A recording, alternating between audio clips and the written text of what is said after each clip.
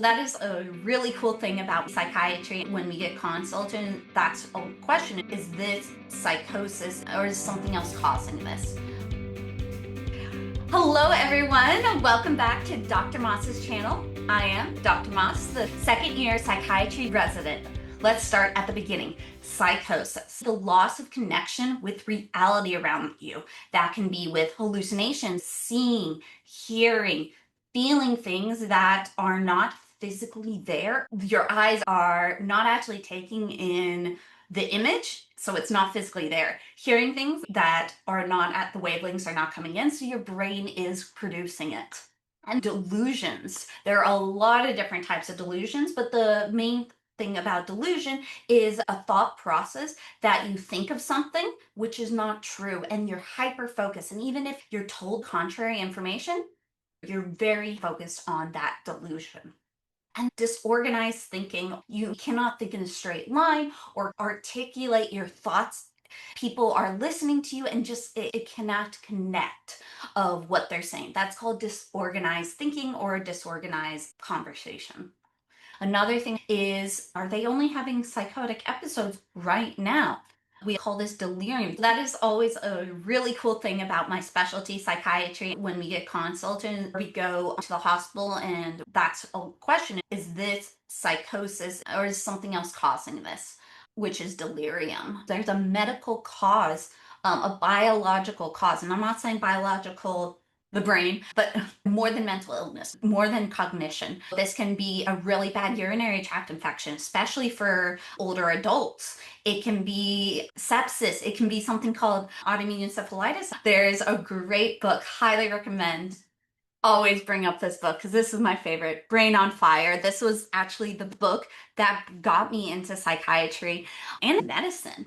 I read this book in my psychology major for my abnormal psychology class, and I recommend it all the time. There's a Netflix documentary on this. She's a real person, one of the first individuals that had this, and it was an infection in the brain. Unfortunately, we didn't know a lot about autoimmune encephalitis at that point. Encephalitis means an infection of the brain.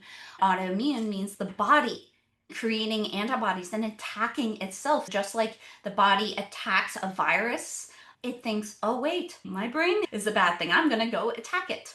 My husband is a neurology resident, so he takes care of individuals with autoimmune encephalitis and delirium. In my husband's neurology, there is a lot of intersection with my specialty, psychiatry. And so it's very important for us to have that conversation. Is this psychosis or is something else causing this?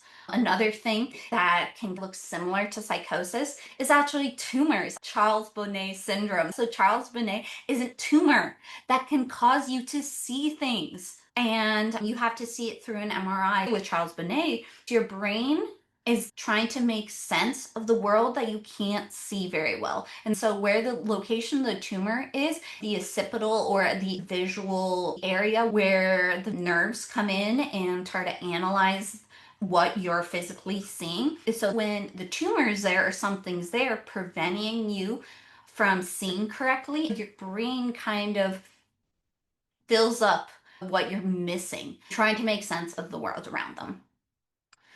So if your vision is preventing you from seeing right here, your brain kind of fills in the dots saying, oh, there must be a window right here.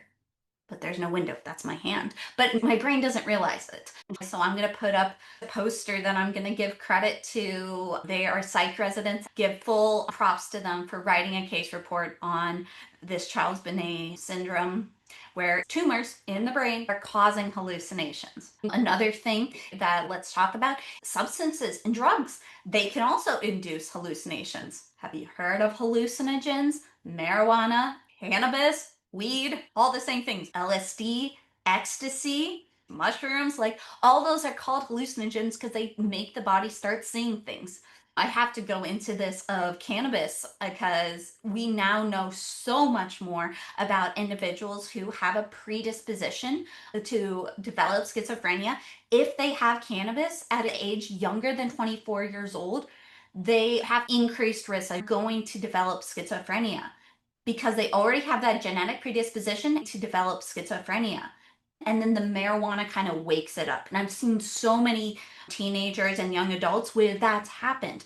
No, just because you have marijuana or weed or whatever we want to call it does not mean you're going to develop schizophrenia. However, if you have a family member that has schizophrenia, if you have that prodromal state, and then you also have cannabis, increased risk that you'll develop schizophrenia. So this is not a medical podcast. I'm saying this is all for educational purposes. Look into it, and I'll include the studies because there's so much out there that we've seen now, and so many kids that I've now taken care of are having a psychosis, and even when they stop having cannabis, that psychotic state continues and have schizophrenia even when they stop having cannabis.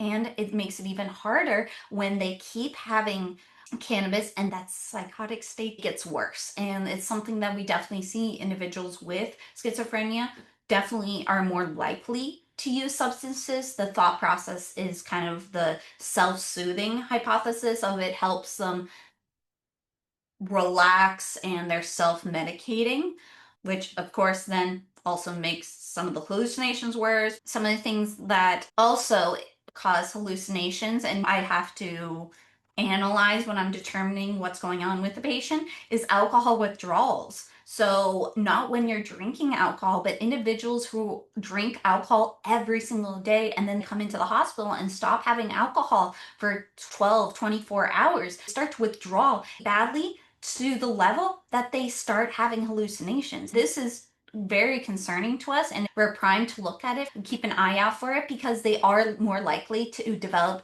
delirium tremors, which is where they have seizures.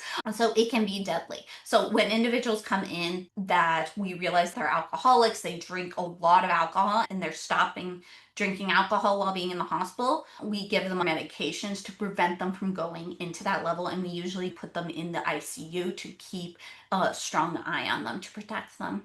One other is Lewy body dementia. So kind of like we were talking about before, individuals who have not just Alzheimer's, and they can, especially later on, have hallucinations, but this one's different. This one, they start with hallucinations and then develop the dementia and a lot of Parkinsonianism body. I had a patient like this once that originally we thought they had schizophrenia, and then they start to develop dementia. The memory part is not like they couldn't remember what they did earlier that day.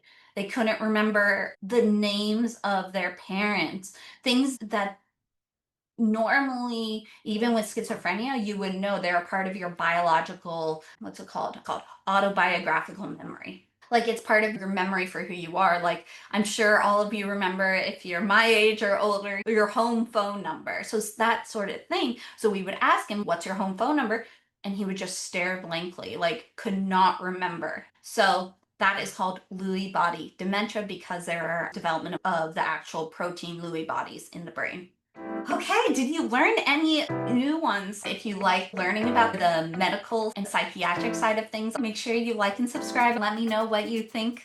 Put them in the comments.